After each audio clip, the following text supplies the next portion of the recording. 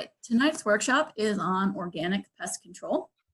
And this is kind of a sister workshop to our last month's on organic disease control. Some similar concepts about prevention really being the best thing you can do, but we'll kind of dive deep into something called integrated pest management. And that's a whole system of kind of tiers of different things you can be doing to prevent pests in your garden. And the final and the last tier is actually spraying with something. So there's a whole host of activities you can be doing before you break out the sprays in your garden in order to prevent pests from taking over. So we're gonna cover a little bit on why the pests enjoy eating our garden plants. Then we'll dive deep into IPM, integrated pest management. I'll talk about different organic sprays that are available, from least toxic to most harmful, I guess. Some of them, some of the last ones we talked to are, not necessarily safe, and I don't recommend them, but they are considered organic sprays because they're derived from natural ingredients found in nature. So I'll go through the whole gamut of them so you can kind of make an informed decision. If you do feel like you need to spray something's getting out of control, you'll have that information for you. And then I'm going to go through common garden pests in East Tennessee. And there are a lot of them out there. And I don't think I have covered nearly all of them, but I think I'm hit on the big ones that at least I encounter in my garden every year. So and there'll be just a warning, lots of pictures of bugs. If that grosses you out, I'm sorry, I guess you can sign off at that point. But hopefully we can go through and you can ask a bunch of questions and learn some stuff about organic pest control tonight. All right, so why do bugs eat my plants? That's because you've essentially set up a really delicious buffet with all their favorite plants in them, and you put them in neat rows, and they're often just hanging out in the middle of an empty lawn. And a lot of these plants are highly bred, and so they've lost a lot of their defense mechanisms, which is mainly bitterness, is actually a whole host of chemicals that plants manufacture in order to not get eaten. And so because we want to eat them, have bred these chemicals out of them. So they're nice, tender, sweet, fast-growing, delicious plants, and so we want to eat them, and all the pests want to eat them too. And so, in nature, you don't really see pests really getting out of control unless something is out of balance in the plant, so it's sick or it's a drought or something. Most of the time, nature stays in balance, and for every bad bug out there, there is a good bug trying to eat the bad bug. So things generally to stay in balance in nature. And our task in organic gardening is to bring our garden as close to balance as we can, creating conditions so that the good bugs will flourish in our garden. And I'm sorry if you actually hate bugs of all kinds. Organic gardening involves cultivating a lot of good bugs and making habitat and food and providing food for them so that they are in your garden hunting down the pests 24 hours a day, 7 days a week. They never take a break. You may need to, go inside and sit down and have some lemonade because it's too hot, but the predators are out there scoping for food 24/7. And so the more of those you can bring into your garden, the more they will be able to, keep the bad bugs in control. And so a lot of times they will eat the bad bugs. Sometimes they lay their eggs in the bad bugs, and then the eggs burst open from the inside out and consume the animal or the bug. Nature is a beautiful thing right there. We'll talk a little bit more about this guy. This is a tomato hornworm that's been had a parasitic wasp lay its eggs in it. So we'll get to that at the end of the session. But I just want to say that nature is truly a phenomenal thing. So it's really important that you know your bugs. A garden is a commitment to a lifetime of learning. I am constantly learning about new stuff, about new bugs, about new plants, about soil life, all kinds of stuff. And I just want to say that 90% of the bugs that you see out in your garden are probably just neutral. They aren't doing anything, or they're actively providing a benefit to you. So it's important that you don't just spray willy-nilly across your garden anytime you see a bug, because that bug is probably doing something good. So it's important that you try to do your best to identify the insect and know what it is, and know that it's actively doing harm at a certain level. So you don't spray at the first little hole in your leaf either. You want to understand what your threshold is for spraying. So you really want to create conditions so that your garden is full of insects buzzing around. And so that's what we're going to get into. Know your bugs. There's a couple of really good books out there.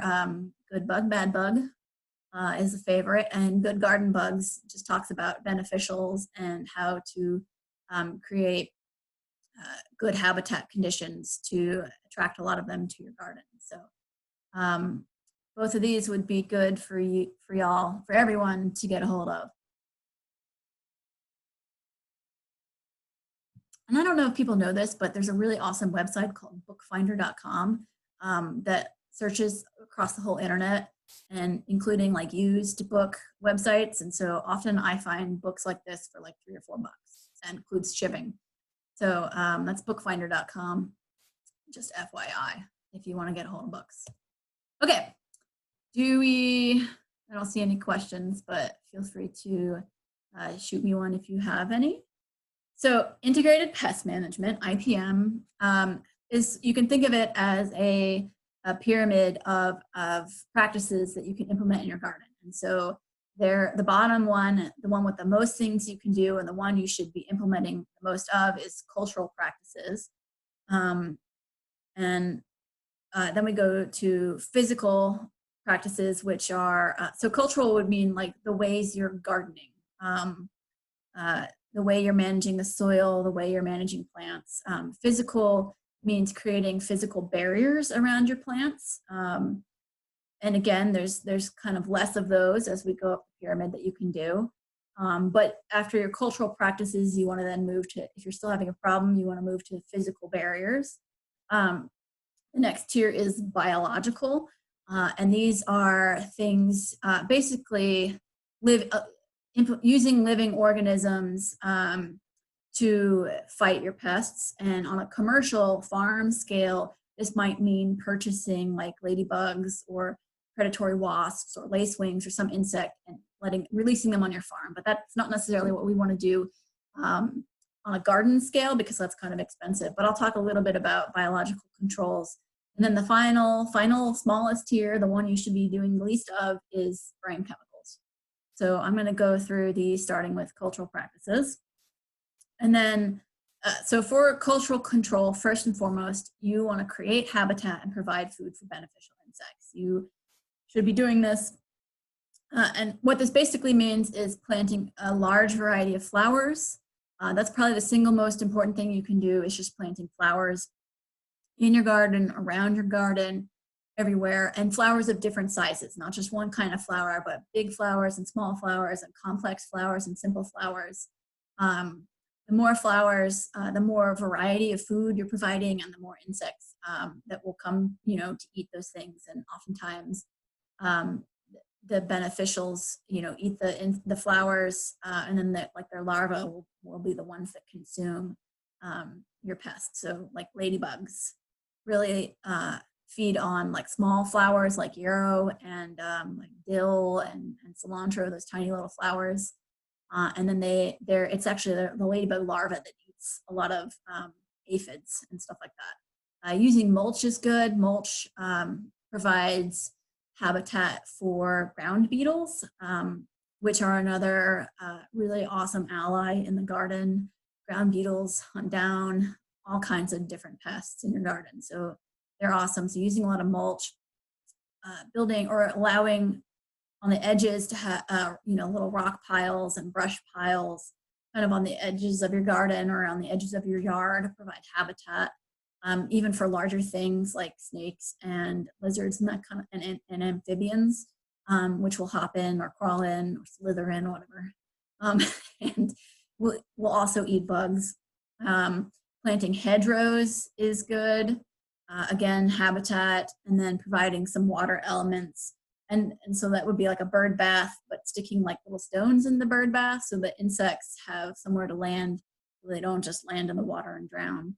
And you can look up information on how to provide water for insects, if that's a question. So doing as much of this as you can. You don't have to go out there and do this, this year, but trying to incorporate as many of these things into your yard as possible over the, the next few years. It'll be really helpful. And then I recommend at least 5% of your garden, of your actual vegetable garden, should be in flowering plants. And this could just mean that you let, a few basil and dill plants go to flower, and then, put in a few sunflowers or some calendula or something. So just that the flowers are kind of interspersed within the garden. And then, planting flower beds around your house and that kind of thing is going to help too. So these are a list of beneficial flowers or flowers that attract beneficial insects. And again, this I'll send out this PowerPoint, and this will be recorded, so you can find this information later. You can also Google just good flowers for beneficial insects, and then a lot of seed companies will sell you just a pre-mixed bag of beneficial plants, or seeds for beneficial plants. And so you can just kind of scatter those over part of a row or something, and you'll get them. A lot of these are perennials, so you want to put them in a spot where they can just hang out for a few years. Some of them are self-sowing annuals also, so they'll drop seed, and that seed will grow into plants the next year. So all these are good, but there's like lists of hundreds of plants out there that are good for attracting beneficials. So pick 4 or 5 or whatever, and just start incorporating them into your garden. So more cultural practices that you can be doing: really trying to avoid using broad spectrum pesticides unless it's absolutely necessary. And I'll talk a little bit more about that later. But a broad spectrum pesticide is something that kills, lots and lots of different kinds of insects. So that's why identifying the bug is really important, so that you can spray the most specific chemical, if you are going to spray it, possible. So there are ones that only kill caterpillars, and only caterpillars that eat the chemical on the leaf. So they won't kill, beneficial caterpillars out in the environment. They only, unless the spray drifts, they will only kill the caterpillars eating the plants that you spray. So that's a really specific pesticide. So that's why it's important to know. Avoid using conventional synthetic fertilizers, because a lot of times it just makes the plants grow really fat quickly, and they become big and tender and juicy, and they're just more susceptible. When they grow that quickly, they're more susceptible to getting eaten by pests. So natural fertilizers generally contain nutrients that are very slow release, so it's a very more steady, slow growth on your plants. So that can help with pests, a little bit, but it's just part of one of the practices you should be implementing. Providing water, but not too much for your plants, and that's just something you have to learn. You really want to hit, I talked about this in previous presentations, that 1 inch of water per week on your garden. So trying to hit that target and paying attention to the weather so that you can provide water if it's not going to rain. And then removing stressed, diseased, or damaged plants from your garden. This is really important because when a plant gets stressed out, it starts to release hormones into the air, and a lot of these insect pests are actually flying around trying to smell these hormones. And so if they smell a plant that is stressed or diseased, they're going to swarm to that plant, and then they're going to realize that there's a whole buffet lined up of similar plants, and so they're going to hop around eating your plants. So really trying to just keep healthy plants in your garden is a good practice. And this can include, you know, taking cool season plants into the summer. So this, like your brassicas, your cabbage, and your kale, you know, when they just don't tolerate heat. You know, when it gets into the 90s in like July, a lot of these plants are gonna start getting stressed, and they're gonna start sending out all these chemicals, and they're gonna start getting attacked a lot. So at that point, sometimes it's best to just pull them out. Did we get a question?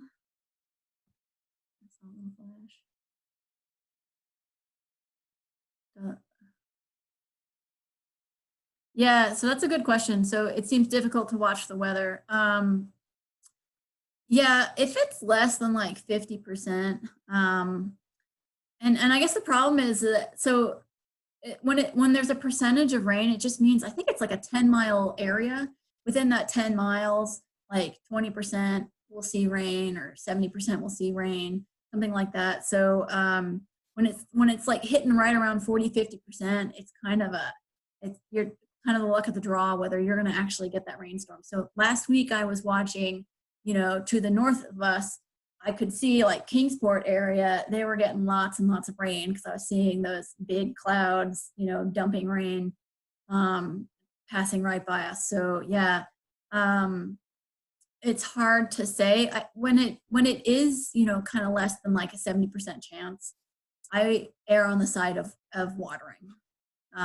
I think that's just what we're going to have to do, because if you wait and wait and wait for it to rain, usually it doesn't. But oftentimes if you do water, it rains, because that's how the world works. So go ahead and err on the side of adding some water, but not necessarily a huge amount.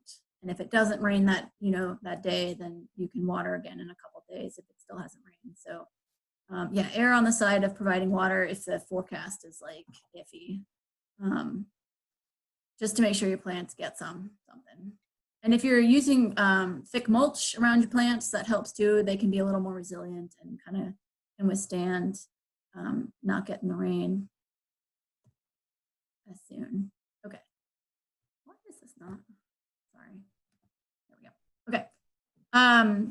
Creating habitat for birds, bats, lizards, snakes, and amphibians. I know some of these are creepy crawlies and you don't want them in your garden, but they actually provide a lot of benefits to you. So making space for them in your yard, in a corner of your yard, can help you in the long run.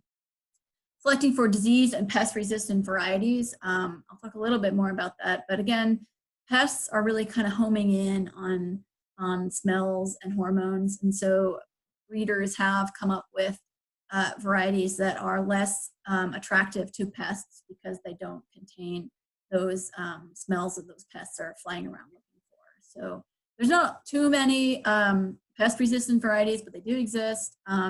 But also selecting for good disease resistance in plants means your plants are going to be healthier and then therefore less prone to pests. Alternatively, you can take varieties that are very susceptible and use them as trap crops. And so that means you put them at the edge of your garden somewhere on the perimeter, and then the bugs will go straight to those plants because they smell really strongly. And then you can use, you know, more of a high-powered pesticide on those plants because that's your trap crop. Or you can just, once it gets to a certain level of pests, you can take them, burn them, trash them, something.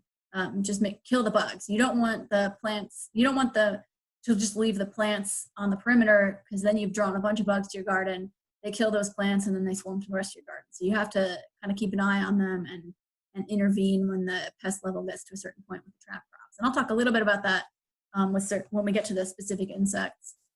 Companion planting and intercropping, and that has to do with flowers and strong smelling herbs. Just again, as many of those as you can fit in there, the better. And then removing pest habitat and host weeds. So if you have a specific problem, you can do a little research and you can kind of figure out where it's overwintering or where it's laying its eggs or whatever, and then figure out how to break the life cycle for that pest. You're not going to be able to do that for everything, but for some of them you can. And then there is a question about keeping rabbits out. keeping rabbits out, fencing. You want to look up rabbit fencing. Luckily, they don't hop too high, so it only needs to be, I think, about 2 feet tall. And then it also needs to go like, it needs to make like an L shape. And so you want 1 or 2 feet of the fencing. I think like chicken wire is good, to go down on the ground so that they can't burrow underneath the fence. But yeah, look up rabbit fencing online for specific designs, but they're not too hard to keep out with a little bit of fencing.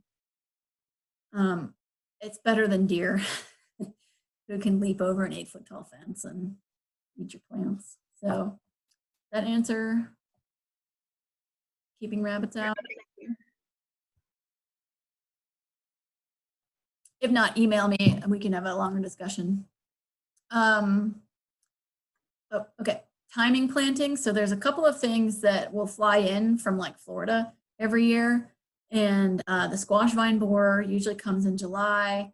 And then the pickleworm, which is a brand new one, I've only seen it the last couple of years, and that comes, it seems to be hitting us in August. And both of these things are just flying up from further south. They're not cold hardy at all, so they die in the winter, but they do reproduce down in like, you know, on the Gulf Coast, and they fly up here.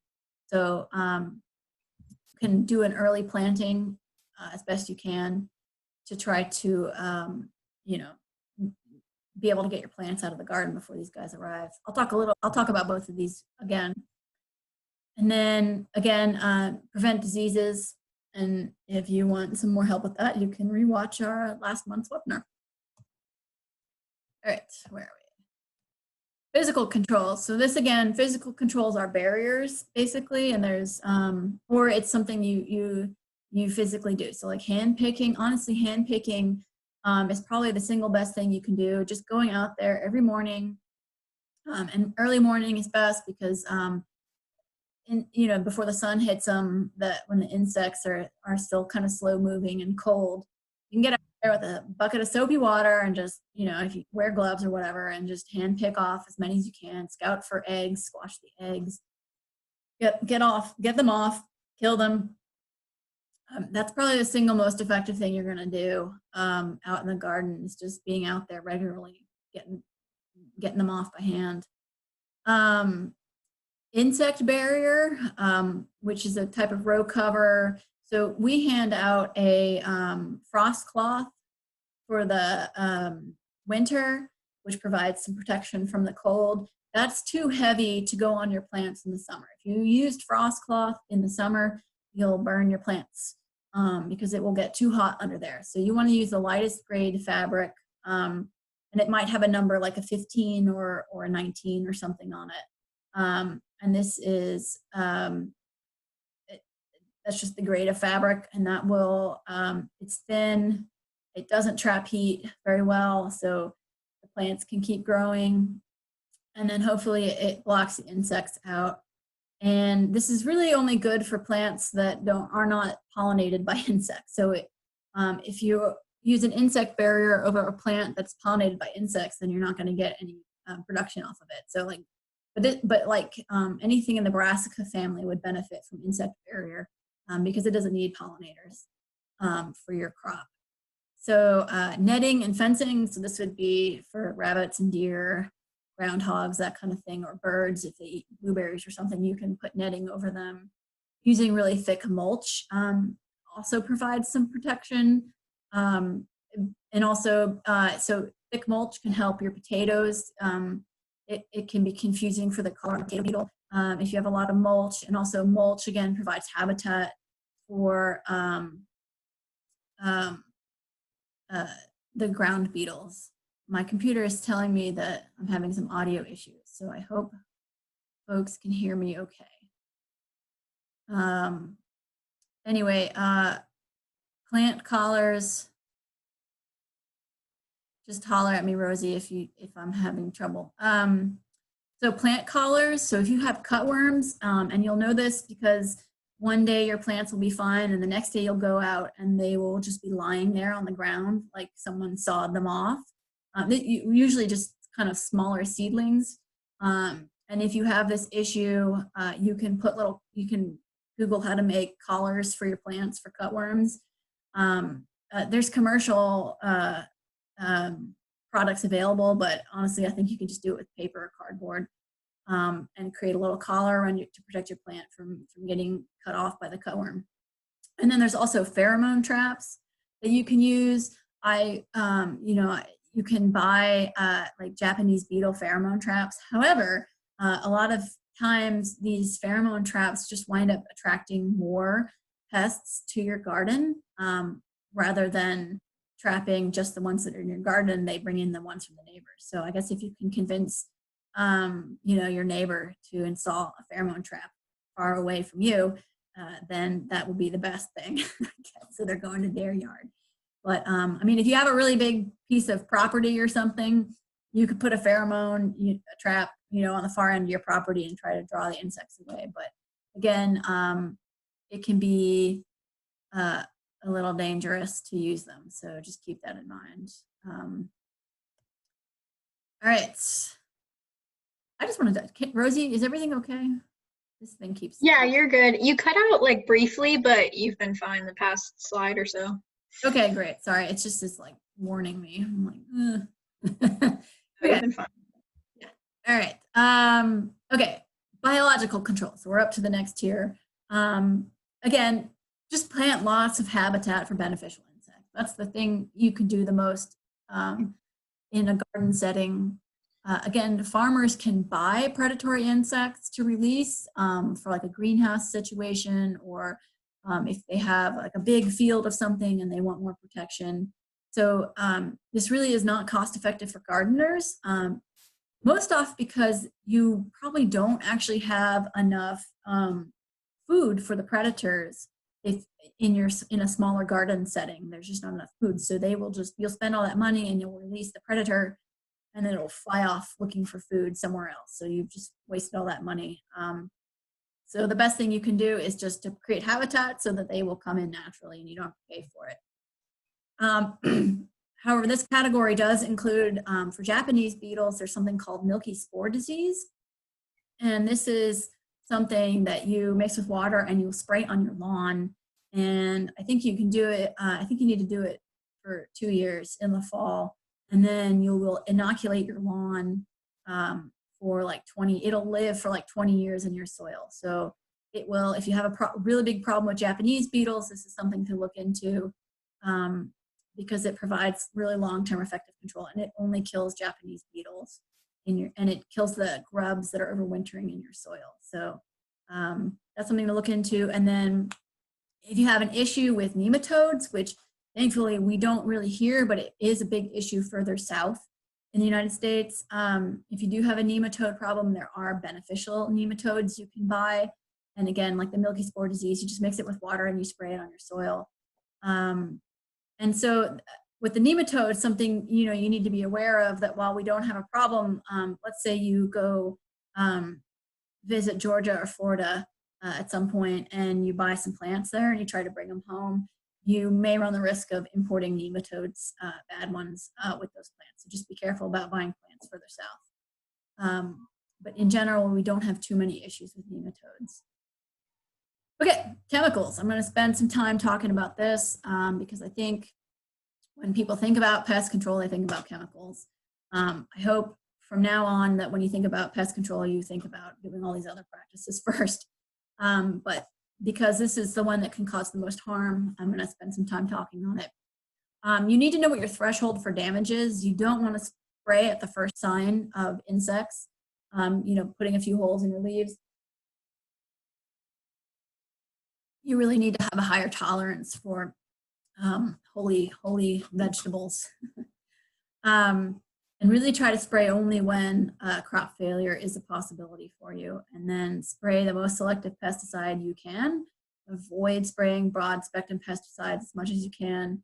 And then spray in the evening, late in the evening, when beneficial insects are not flying around. So while a good portion of the stuff I'm going to talk about is pretty specific, the more care you take, the better. And I think I talked about what to wear in the last presentation, so I'm not going to cover that again, but do follow the instructions on the label and wear protective gear whenever you're spraying so you don't get it on your hands or your clothes.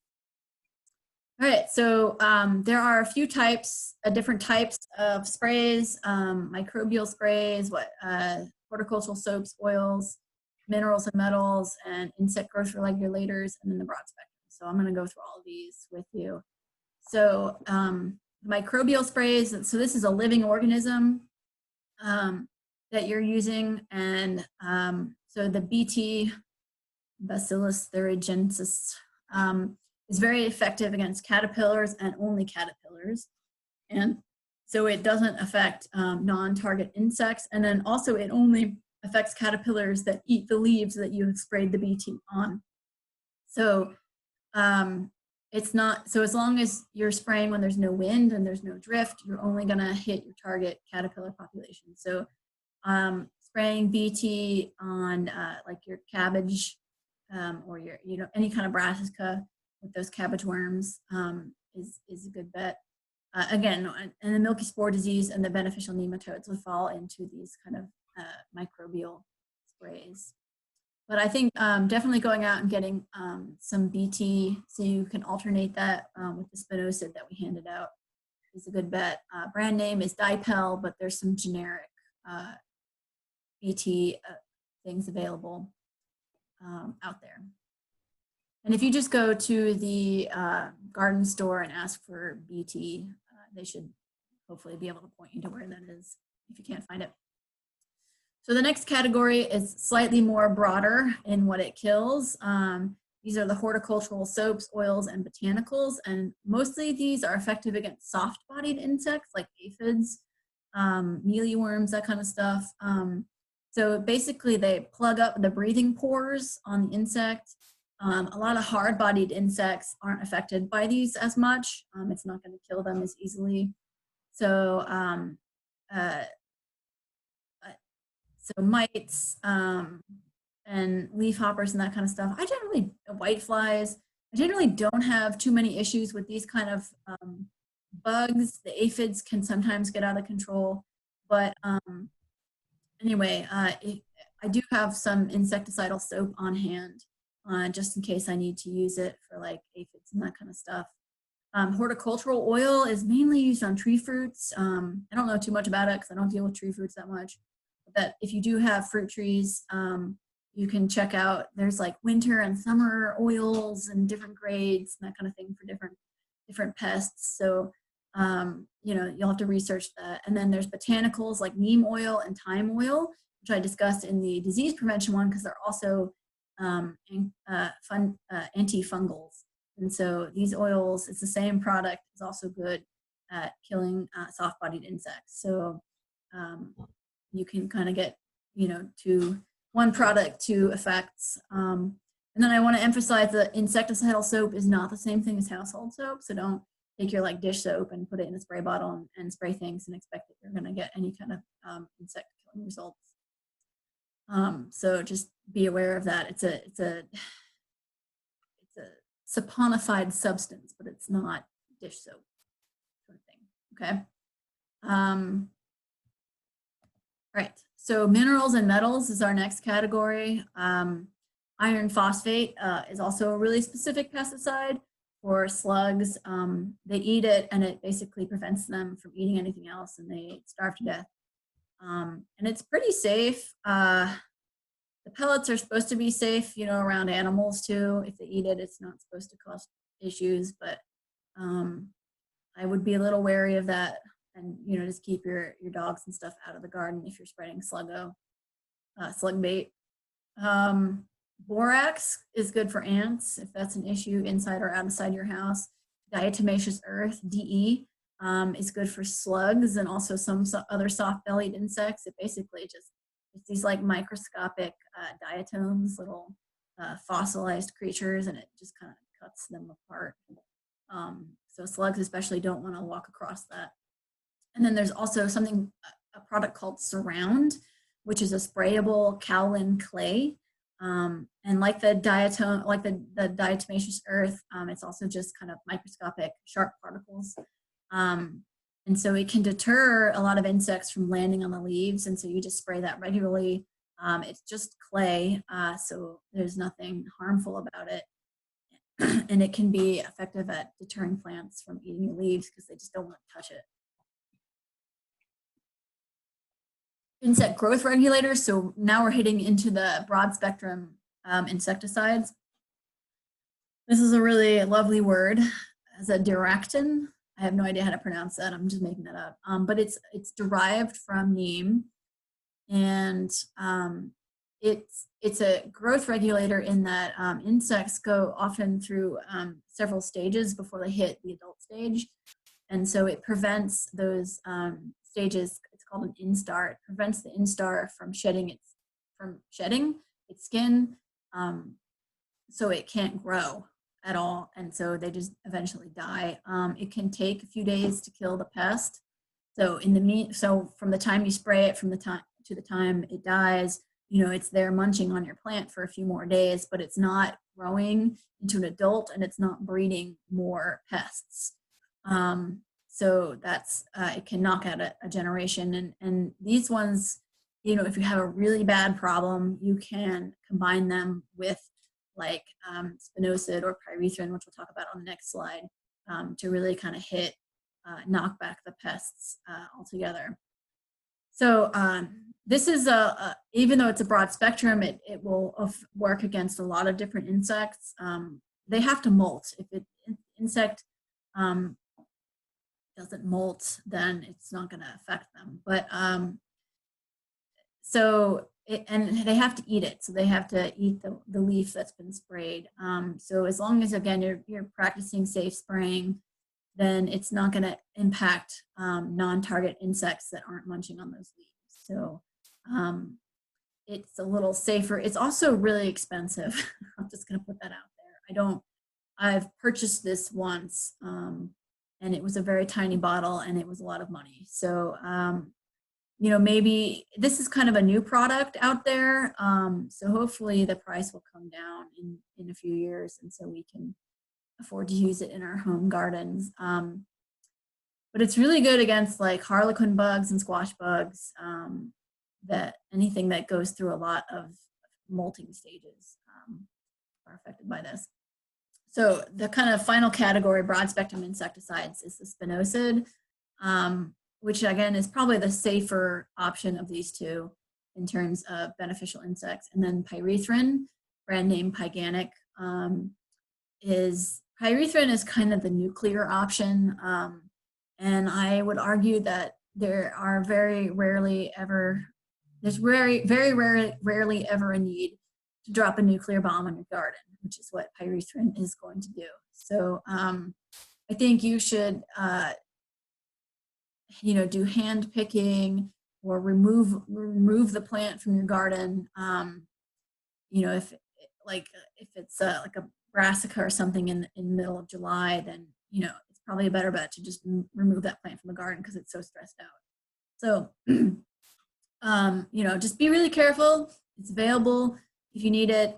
Practice safe spraying. Spinosad is toxic to bees, so you don't want to use it during the day. But it's only toxic to them while it's wet. So if you spray it at night, it dries overnight, and then in the morning, it's not going to harm the bees as much. Try to avoid spraying, the insides of flowers with spinosad because that's where the bees are going. So as long as you take care, spinosad is relatively safe for bees. So just keep that in mind. Again, these really are just for imminent crop failure, and try to exercise other options before, especially with pyrethrin, before you spray that. Okay, now we're going to talk about bugs. This is again a non-complete list, and you are welcome to try to email me pictures or email your extension agent with pictures if you need help identifying something. And if we get to the end and I have not covered a pest that you have an issue with, just holler at me and I'll see if I know anything about it. All right, aphids, pretty common, and they come in lots of different colors. I often will see them in the garden on cabbages or brassicas, these little gray ones on there. And I generally don't bother with them too much. And you'll notice this other bigger bug that kind of looks like a little alligator here. This is actually a ladybug larva. Um, and I don't think a lot of people know that. And I think maybe if you saw this on your plant, you'd be like, oh my God, what is that? But this is actually what, ladybugs are supposed to be very beneficial insects. And it's not actually the adults that eat the aphids. It's actually their young that eat the aphids. And so I found that for the most part, the ladybugs come in and they eat the aphids, and I don't have to do anything about aphids. But if you are having an issue, insecticidal soap is probably or neem are pretty effective against them, and you can spray. Also, you can just blast them with a garden hose. Most aphids aren't very mobile, and so if you just blast them off the plant with a strong blast from your garden hose, they will just lie on the ground and die. So that's an option if you don't want to spray anything. But again, I usually don't have issues with aphids because because the ladybugs show up and eat them. So, but if you are having a big problem for whatever reason, try insecticidal soap on them. Cabbage worms. There are several different varieties of cabbage worm. The one I'm seeing right now is these, it's called the imported cabbage moth, or the European cabbage moth. And that's the little green caterpillars, and they're the same color as the leaves. So sometimes it's hard to see, but you can definitely see the damage or the frass, caterpillar frass, which is, I guess, a word for caterpillar poop.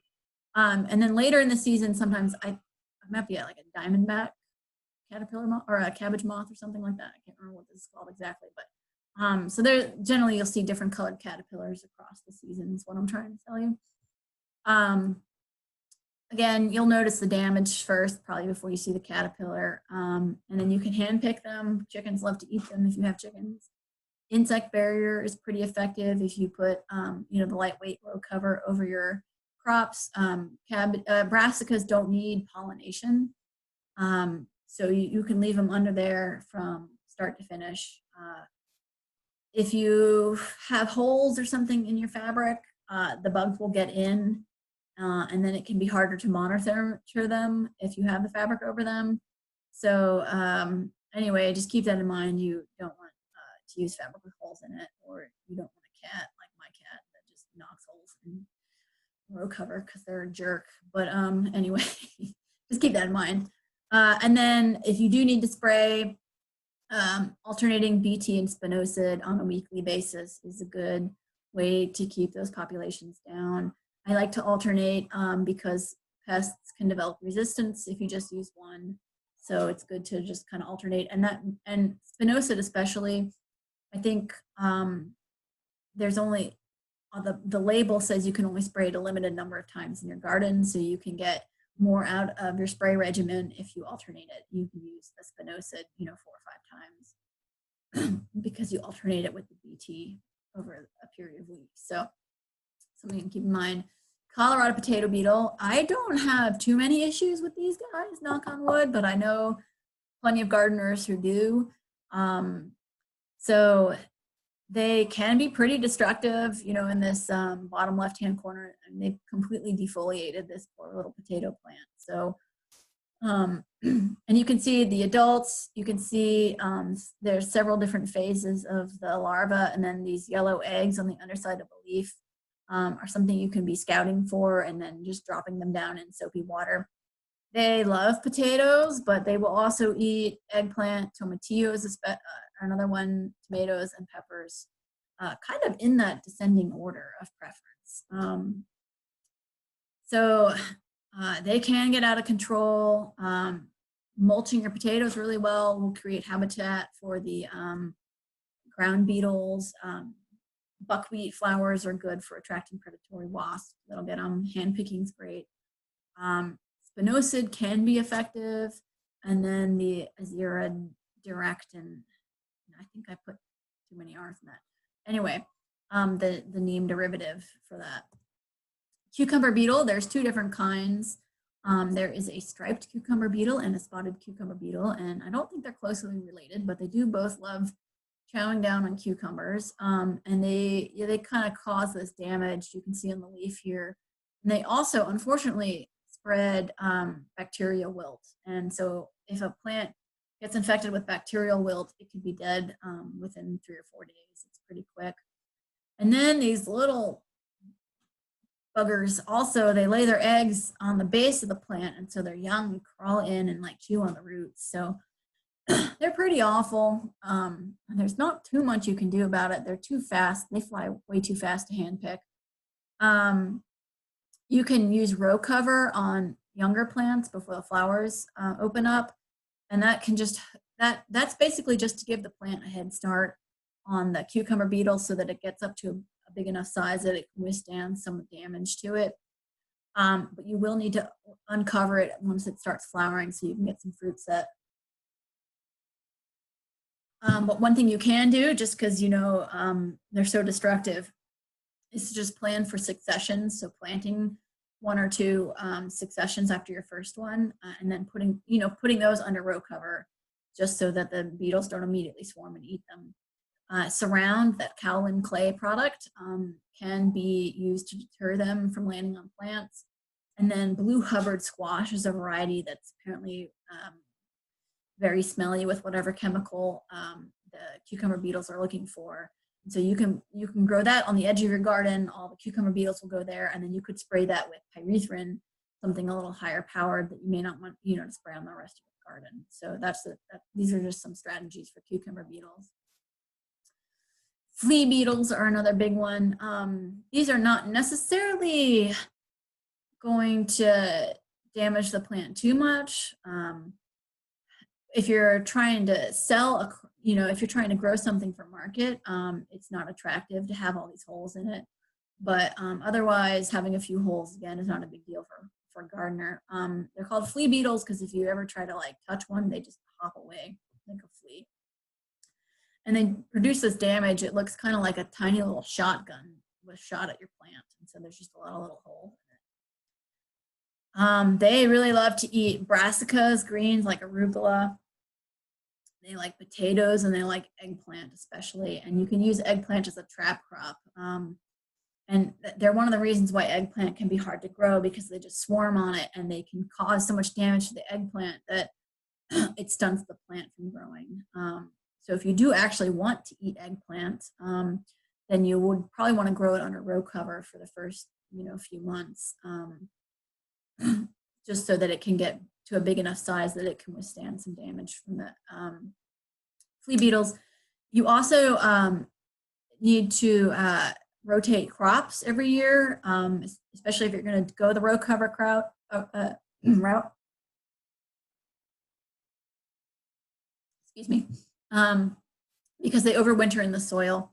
So if you just plant eggplant in the same spot year after year, even if you use row cover, they would just come up from the soil underneath it, and the row cover would do nothing. They'd just already be there. So by rotating, you're kind of outrunning the beetles.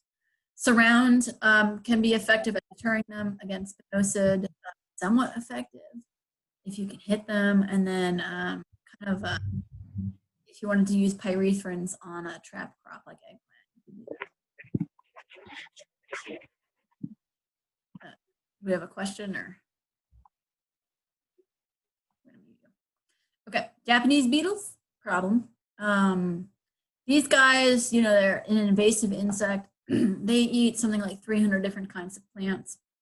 They're a real pain in the butt if you get an infestation of them.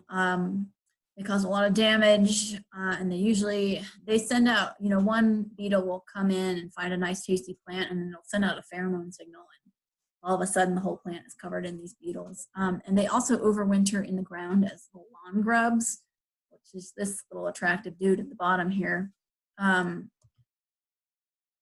Row cover, hand picking, again, milky spore disease can be a long-term preventative thing you can do.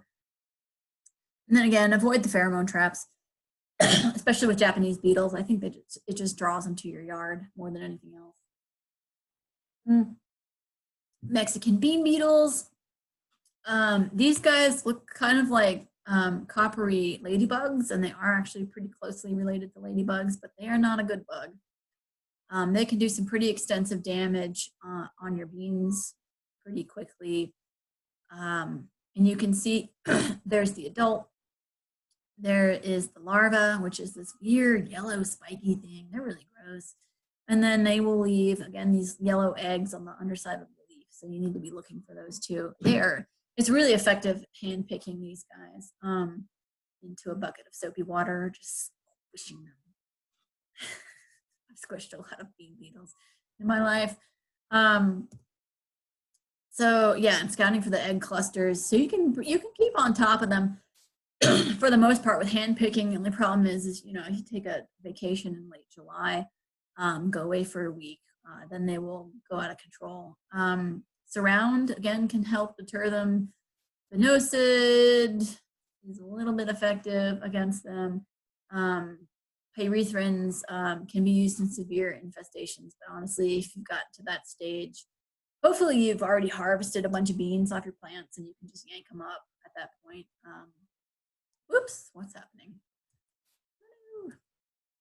Okay, yeah, all right. Pickleworm is a brand new one.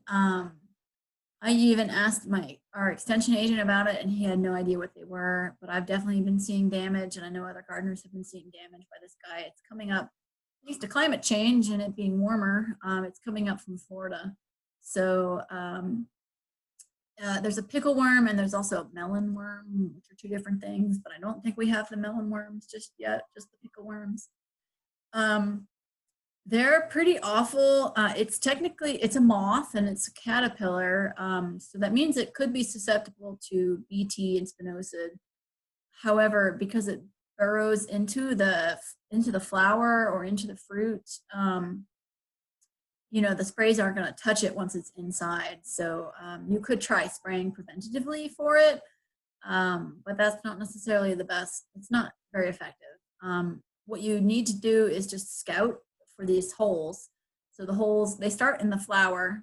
So the eggs are laid, it hatches, it tries to find a flower to burrow into. And then once it gets a little more mature, it'll go to the fruit. So really you just need to be scouting and,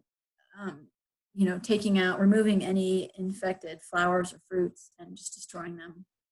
You'll see these holes, you'll see a little bit of frass coming out of the hole too, so it's there.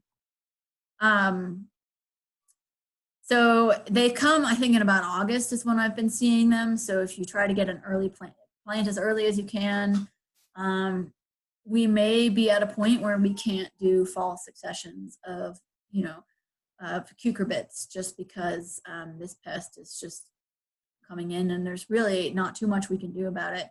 You could cover the plants with row cover at night because the moths only fly at night. But you would need to uncover them during the day again so that they can get pollinated. And again, scouting frequently for damage and trying to remove, infested parts of the plant as much as you can is probably your best bet these days. Slugs. Slugs like to eat leafy greens and strawberries.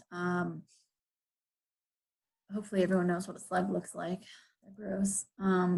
They mainly feed at night, so a lot of times if I get a question of like, what's eating my plant, I don't see any pests. Usually that means it's a slug and it's eating at night and going undercover during the day.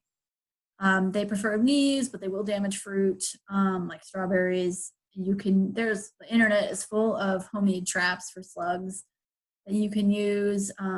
Diatomaceous earth and then sluggo pellets are effective at keeping them in control. When it gets hot and dry, usually it's like kind of a spring and a fall thing that slugs are the most damaging. So usually not too much damage in the summer. All right, we're going to talk about stink bugs, and there are a couple of different stink bugs, and actually there's a lot of good stink bugs out there. So I can name some of them are beneficial, but we're going to talk about a few that are bad. And I'm sure everyone has seen these if you've grown any kind of brassica and tried to grow it into the summer. In July, they really start to get out of control. And you can see there's a bunch of different shapes. They come in, different shapes and sizes. This is the adult, and these are the instars. And then the eggs are these kind of funny, they lay them in these clusters of about a dozen eggs, and they're black and white striped. And then these little ugly things pop out. And you can tell the damage. So stink bugs have a proboscis coming off of their mouth, and they basically just pierce the plant and suck out the juices. So they have this kind of mottled damage, and it can get pretty serious. Stink bugs, squash bugs are another kind of stink bug, a little different looking. The easiest thing to do for these guys is to scout for these egg masses, usually on the underside of the leaf. They're kind of a coppery color, and they're laid in these clusters, and you can just go in and scrape them off into some soapy water. And you can kind of see the damage that they cause is kind of this kind of crispy looking holes with kind of crispy edges around them. There are good stink bugs actually who they're actually predatory insects, and so they're predatory stink bugs that will rove around and eat all kinds of bad bugs. So it's good to know what you're looking at, to not just, they're kind of shield shaped, stink bugs are, but to not just automatically kill them, because there are some good ones out there. And there are other ones that do damage. These are the two I see the most. Hand picking is pretty effective, especially if you're looking for the eggs and scraping those off. Row cover works good for brassicas, and then on young squash and squash plants. Once they get out of control, I would say it's probably time to just pull like the brassicas out of the garden when the Harlequin bugs get out of control, because usually by that point it's hot and the plants are stressed out. I have sprayed Harlequin bugs with spinosad, and it has not seemed to do anything to them, although it is labeled to kill them. I don't know if they are immune to it or something, but the neem, the duractin, and pyrethrins would be effective against them. And then I like to, sorry if you can hear that, my dogs are going nuts. I like to leave a 4 to 6 week window in my garden where I remove the brassicas. So like in late July, I will pull out brassicas, all brassicas from my garden, and that will help the Harlequin bugs to just clear out of the garden. And so that way when August rolls around and I put in my next round of brassicas, then all the Harlequin bugs have flown off somewhere else. So that's one strategy that I like to employ. Just get them out. Squash vine borer is another really bad one. These guys fly up. Usually they hit us around July, and really they only hit us in July. So if you can survive July with these guys, then you won't see them later in the summer. And this is the moth, actually. I've only seen one of these the entire time I've been gardening. They're not, they don't fly around too much. And they fly at night or something, so they're hard to spot. But that is what they look like.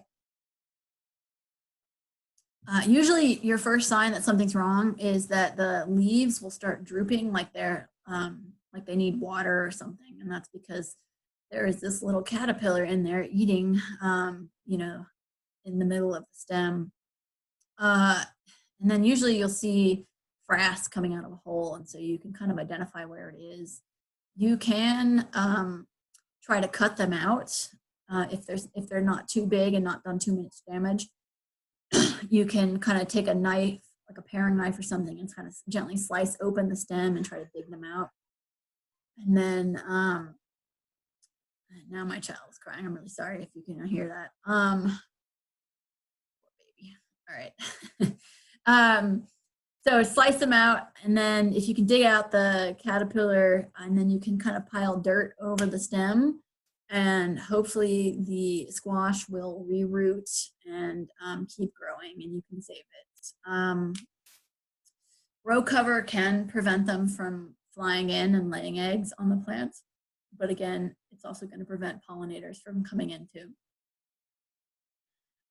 You can try to spray the stems with spinosad or BT as a kind of preventative. I've tried this and still had squash vine borers, so it's not that effective at keeping them away. So yeah, just do your best, or just plan for, have a succession of crops, in August, so that when your plants die from the squash vine borers, you'll have another round ready to go. Tomato hornworms, again, these can do damage if they get out of control. This is a tomato plant where all the leaves have been eaten off. But I generally don't see them getting out of control in my garden because this can't talk anymore. Parasitic wasp comes in and lays its eggs on them. And if you see any of those caterpillars with the eggs on them, leave them alone because, there's like 20 of them, 30 of them on that. So each one of those is going to hatch into a new wasp, and it's going to hunt down more of those caterpillars. So leave the ones with the eggs on them alone. They're pretty much goners. If you do happen to have a really bad problem with them and they're not being controlled by the wasps, then you can spray BT or spinosad. They are a caterpillar. We have a question. Do those hornworms eat broccoli too? No. Though you have a different caterpillar. It's a cabbage worm eating your broccoli, and you can spray BT or spinosad on them. I don't know. Send me a picture of the damage if you think it might be rabbits, because I can take a look. It might be rabbits. It's on Facebook. Okay, I'll take a look.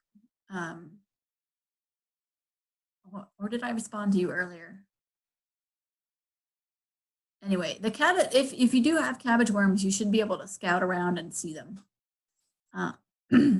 Especially if there's holes on the inside of the leaves, it's the cabbage worms.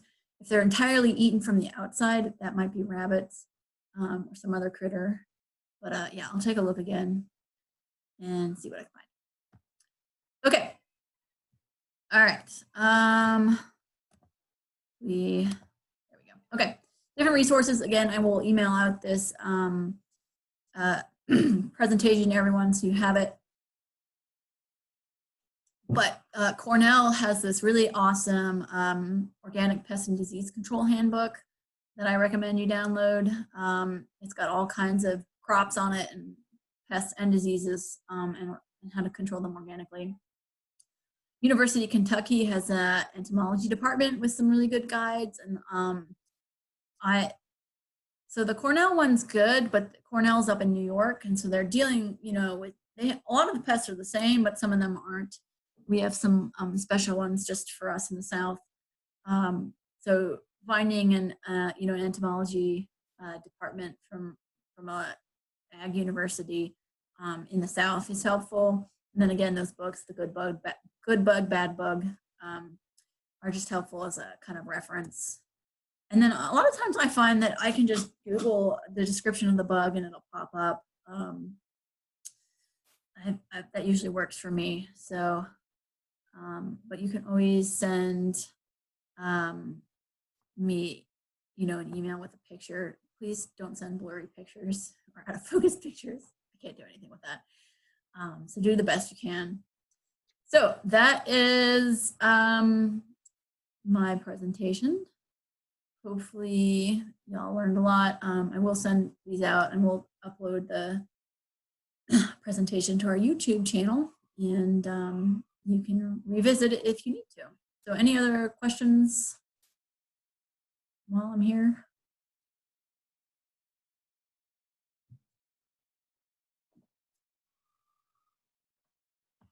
Here's a question. I'll accept some holes in my plants. Haha, yes. All right.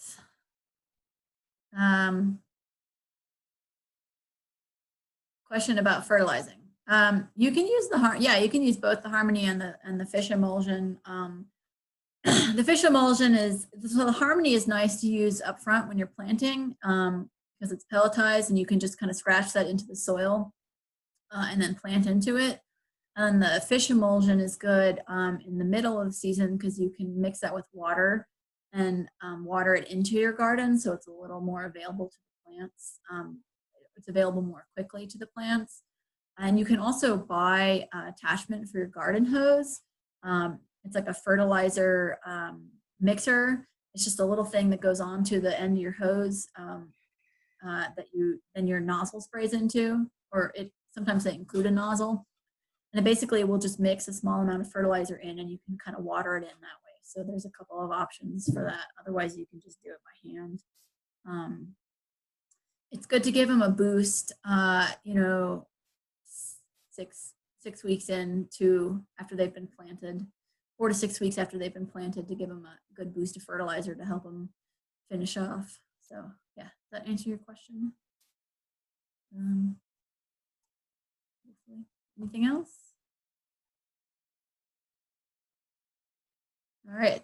Oh, yes, on the fertilizer. Okay, how many gallons of water is an inch? Okay, so it's 2/3 of a gallon per square foot. So the problem with hand watering is that if you have a 500 square foot garden, that's 350 gallons of water every week. So that can be a little hard, but and you can calculate your flow rate on your hose by just filling up like a 5-gallon bucket and timing that and seeing how long it takes you to fill that up, and then you'll know what your flow rate is. You know, if it's 5 gallons a minute or 10 gallons a minute, something like that. So you'll know how long you need to stand there holding the hose if you're watering by hand. I hope that, yeah. Good. Well, okay.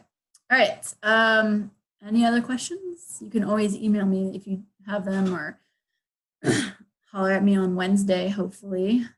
We'll see everyone. Again, if you have not gotten your seed orders in, or seed and plant orders, please get them in ASAP, like tonight. And sign up for a time to pick up.